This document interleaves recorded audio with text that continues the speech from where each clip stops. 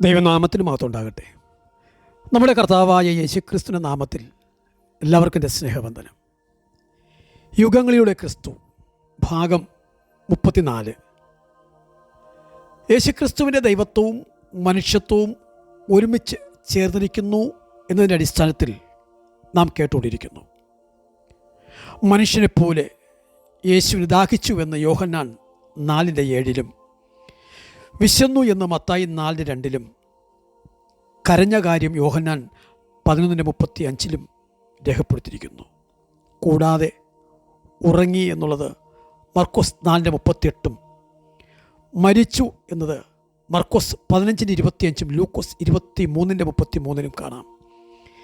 ദൈവിക പ്രവൃത്തിയായി ക്രിസ്തു വെള്ളം വീഞ്ഞാക്കിയതും അതുപോലെ അനേക അത്ഭുതങ്ങളും അടയാളങ്ങളും ചെയ്ത കാര്യങ്ങളും സുവിശേഷങ്ങളിൽ രേഖപ്പെടുത്തിയിരിക്കുന്നു.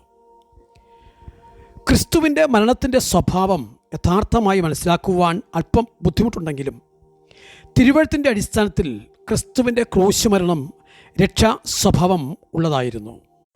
നോക്കൂ, യോഹന്നാൻ 10:17-18 വാക്യങ്ങളിൽ ക്രിസ്തു പറയുന്ന വാക്കുകൾ: എൻ്റെ ജീവനെ വീണ്ടും പ്രാപിക്കേണ്ടതിന് ഞാനതിനെ കൊടുക്കുന്നതുകൊണ്ട് പിതാവ് എന്നെ സ്നേഹിക്കുന്നു.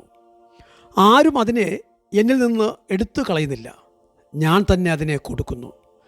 അതിനെ കൊടുപ്പാൻ എനിക്ക് അധികാരമുണ്ട്, വീണ്ടും പ്രാപിപ്പാനും അധികാരമുണ്ട്. ഈ കൽപ്പന എൻ്റെ പിതാവിൽ നിന്ന് എനിക്ക് ലഭിച്ചിരിക്കുന്നു. അതുപോലെ തിരുവെഴുത്തിൻ്റെ അടിസ്ഥാനത്തിൽ ക്രിസ്തുവിന് 3 ഔദ്യോഗിക സ്ഥാനങ്ങൾ ഉണ്ട്. അതിലൊന്നാണ് പ്രവാചകൻ എന്നത്. അത് പുതിയ നിയമത്തിലുള്ള ക്രിസ്തുവിൻ്റെ പ്രവാചക ശുശ്രൂഷ പഴയ നിയമത്തിൽ മുൻകൂട്ടി പറഞ്ഞിട്ടുള്ളതാണ്. നോക്കൂ, ആവർത്തനം 18-19 വാക്യങ്ങൾ: നിന്നെപ്പോലെ ഒരു പ്രവാചകനെ ഞാൻ അവർക്ക് അവരുടെ സഹോദരന്മാരുടെ ഇടയിൽ നിന്ന് എഴുന്നേൽപ്പിച്ച് എൻ്റെ വചനങ്ങളെ അവൻ്റെ നാവിന്മേലാക്കും. ഞാൻ അവനോട് കൽപ്പിക്കുന്നതൊക്കെയും അവൻ അവരോട് പറയും. കർത്താവായ യേശുക്രിസ്തുവിനെയാണ് ഈ വേദഭാഗത്ത് സൂചിപ്പിക്കുന്നത്.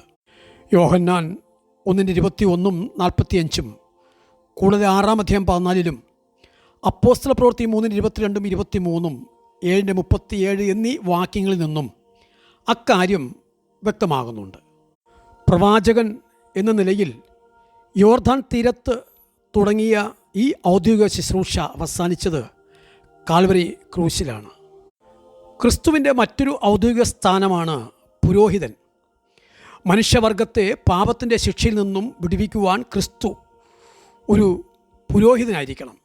പ്രവാചകൻ ദൈവത്തിന് വേണ്ടി മനുഷ്യനോട് സംസാരിക്കുന്നവനാണെങ്കിൽ മനുഷ്യന് വേണ്ടി ദൈവത്തോട് സംസാരിക്കുന്ന ശുശ്രൂഷയാണ് പുരോഹിതനുള്ളത്. യഹൂദാ ഗോത്രത്തിൽ ജനിച്ച ക്രിസ്തു അഹരോന്യ പൗരോഹിത്യത്തിൻ്റെ പിന്തുടർച്ചക്കാരനായിട്ടല്ല വന്നത്, മറിച്ച് മൽക്കീസേദെക്കിൻ്റെ ക്രമത്തിലാണ്. മൽക്കീസേദെക്കിനെ പോലെ യേശുക്രിസ്തുവും രാജാവാണ്. നമ്മുടെ ആരാധന താൻ സ്വീകരിക്കുന്നു. മറ്റൊരു സ്ഥാനമാണ് വെളിപ്പാട് 1-ാം വാക്യത്തിൽ കാണും പ്രകാരം കർത്താവായ യേശുക്രിസ്തു രാജാതിരാജാവും സകല ഭൂരാജാക്കന്മാർക്കും അധിപതിയുമാണ് എന്നുള്ളത്. വെളിപ്പാടിൽ ഇങ്ങനെയാണ് കാണുന്നത്: വിശ്വസ്ത സാക്ഷിയും ആദ്യജാതനും അധിപതിയും. 1:5 വിശ്വസ്ത സാക്ഷി എന്ന പേര് വാഗ്ദത്തങ്ങളിൽ വിശ്വസ്തനാണെന്ന് കാണിക്കുന്നു. അതുപോലെ മരിച്ചവരിൽ നിന്നും ആദ്യജാതൻ എന്നത് ക്രിസ്തു ആദ്യമായി മരണത്തെ തോൽപ്പിച്ച് ഉയർത്തെഴുന്നേറ്റു ജീവിക്കുന്നവൻ എന്ന ആശയത്തിലാണ്. ഭൂരാജാക്കന്മാർക്ക് അധിപതി എന്നത് തൻ്റെ സർവാധിപത്യത്തെ കാണിക്കുന്നു. വിശ്വസ്ത സാക്ഷി എന്നതിൻ്റെ അർത്ഥമാക്കുന്നത് തൻ്റെ പ്രവാചക ശുശ്രൂഷയെയും മരിച്ചവരിൽ ആദ്യജാതൻ എന്നതിൽ തൻ്റെ മഹാപൗരോഹിത്യത്തെയും ഭൂരാജാക്കന്മാർക്ക് അധിപതി എന്നതിൽ അവൻ്റെ രാജ്യത്വത്തെയും പ്രകടമാക്കിയിരിക്കുന്നു. വിശ്വസ്ത സാക്ഷി എന്ന നിലയിൽ ക്രിസ്തു ദൈവവചനവും മരിച്ചവരിൽ ആദ്യജാതനായി ഉയർത്തെഴുന്നേറ്റ അറക്കപ്പെട്ട കുഞ്ഞാടും ഭൂരാജാക്കന്മാർക്ക് അധിപതിയായി അവൻ സിംഹവും ആകുന്നു. പ്രവാചകൻ, പുരോഹിതൻ, രാജാവ് എന്നിങ്ങനെ യേശുവിൻ്റെ ത്രിവിധ ഔദ്യോഗിക സ്ഥാനത്തെയാണ് ഈ വാക്യം വ്യക്തമാക്കുന്നത്.